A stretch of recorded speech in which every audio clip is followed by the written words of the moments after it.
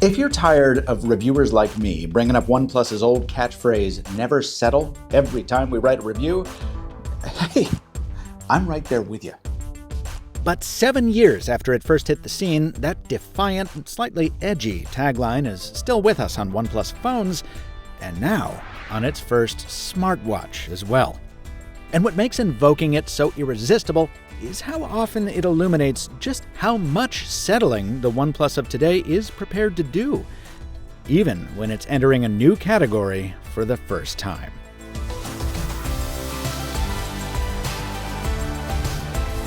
Right up front, this watch deserves credit for living up to OnePlus's old ideals better than its newest flagship phone. While the OnePlus 9 Pro delivers a lot but asks too much in exchange, the watch is almost the inverse of that. It's missing many features compared to the competition, but it's also asking less for the privilege. At a starting price of $159, it undercuts not just the Apple Watch, but also most of the smartwatches I wear on a regular basis. The sacrifices you make for that price cut aren't immediately apparent, because out of the box, the OnePlus Watch looks pretty good, if you're into the whole minimalism thing. Its 46mm case is made of polished stainless steel, topped by a curved glass crystal protecting a 1.4-inch AMOLED touchscreen. The bezel between display and case bears the watch's only true ornamentation, unless you count the company logo on one of the two side buttons, a set of perimeter stripes, almost invisible unless they catch the light just right. OnePlus calls this subtlety burdenless design, and again, if you're into minimalism, then sure, this is probably your speed. But too often, I think the word minimalism is used as a cover for a lack of imagination. And I'd have preferred a more aspirational or bold style for the first smartwatch from such an historically outspoken brand. Fortunately, the casing is bracketed by universal 22mm lugs, so I dove into the old watch box and swapped out the comfortable but commonplace fluoroelastomer band for something with slightly more personality from Citizen. Oh, and if you want a flashier finish, you can splash more cash for the Cobalt Edition later this year. Let's talk about usage. After a few days with the OnePlus Watch, I started referring to it as a fitness band disguised as a smartwatch, not realizing that I had already used that tagline to refer to another wearable. That was 2019's Huawei Watch GT. And when I rewatched that review, I was struck by just how similar the software on this watch is. Like Huawei, OnePlus ditched an established platform like Google's in favor of a custom real-time OS. And just like Huawei, its main reason for doing so was battery life. Instead of the 1 to 2 days you'll get from an Apple or Google watch, the OnePlus Watch will keep on ticking for at least a week between charges. In fact, 7 days is exactly the figure I got, almost down to the hour, and I did not go easy on it. In addition to the never-ending onslaught of messages vibrating my wrist, I took a few phone calls, I logged 4 multi-mile walks with the built-in GPS, and during those walks, I streamed an hour-long podcast directly to Bluetooth headphones. By the way, that Bluetooth connection, whether you're streaming audio or not, is rock solid. The watch never lost connection with the phone for no reason, as Wear OS still tends to do from time to time. And using the software during that walk and otherwise was fairly simple, since it seems to have taken a lot of inspiration from Wear OS. Notifications from below, settings up top, tiles off to the side, and dismiss by swiping right. The trouble is, all those similarities to Google's wearables, they reminded me just how much I missed using Wear OS, which, alongside its many frustrations, also offers a mature feature set that OnePlus is totally lacking. On Wear OS, or Samsung, or even now Apple, I can choose from literally thousands of watch faces thanks to Facer. With this watch, you're confined to the 50 faces OnePlus offers out of the box. I know that may sound like a lot, but trust me, they get old in a hurry. I asked OnePlus if it had a timetable for releasing new watch faces, or if it would allow users to build their own. The answers were no to the first and maybe to the second. You can use a photo as a watch face, though, which is pretty cool.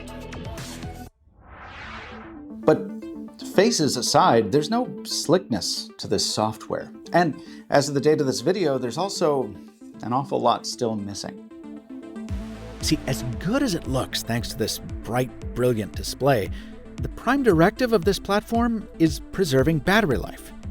So There are no third-party apps. There's no assistant, no calendar, no payment support, no iPhone compatibility, the animations are limited, and there's no always-on watch face. Notifications are bare bones. You don't get anything more than the subject line of an email, you can't dictate replies, and they don't have custom icons for every app, so you can't triage them as easily. There's also a really annoying bug where some alerts buzz your wrist over and over again for the same notification. I made many of these complaints 2 years ago on that Huawei Watch GT, and it's frustrating to see them resurface on a much higher profile product in 2021, one that also bears all the hallmarks of having been rushed to market. Even the fitness features are riddled with bugs. I went on a Seaport walkabout wearing the OnePlus Watch alongside a Citizen CC Smart and Garmin Mark Captain, and yeah, I looked about as cool as that sounds. Well, at the end of it, the Garmin and Citizen agreed.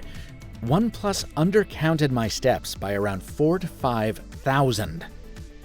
Also, sleep tracking data wouldn't sync from the watch to the app, pending a mid-April update that OnePlus says should fix that, followed by a mid-May update that'll bring all the advertised 110 workout modes to the watch.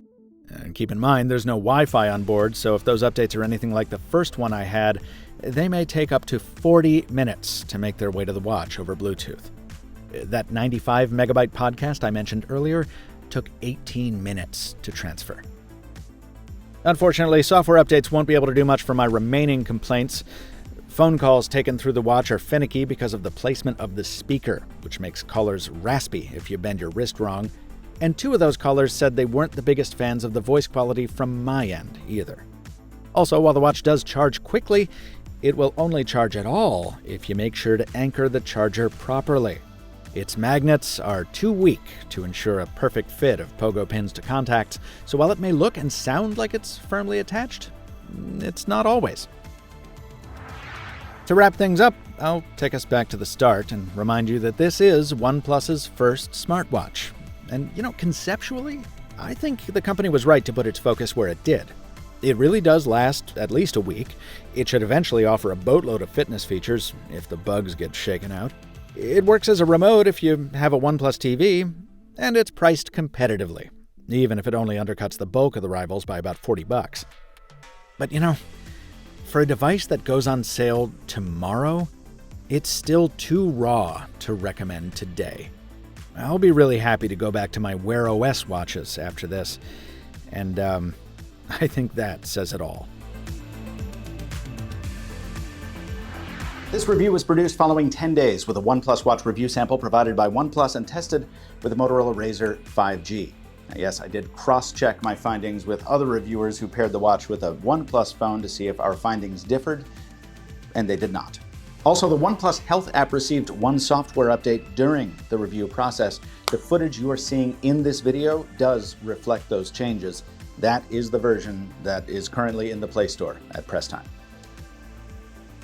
As always, OnePlus had no editorial input or early preview of this content, nor did it provide compensation in exchange for its creation. Please subscribe if you want to see more of this kind of video on YouTube, and check out my OnePlus 9 Pro review if you haven't already. It's a fun twist on the typical phone review format, and I think you'll enjoy it. Until next time, thanks for watching, and remember to stay safe and mask up when you're around others as you stay mobile, my friends.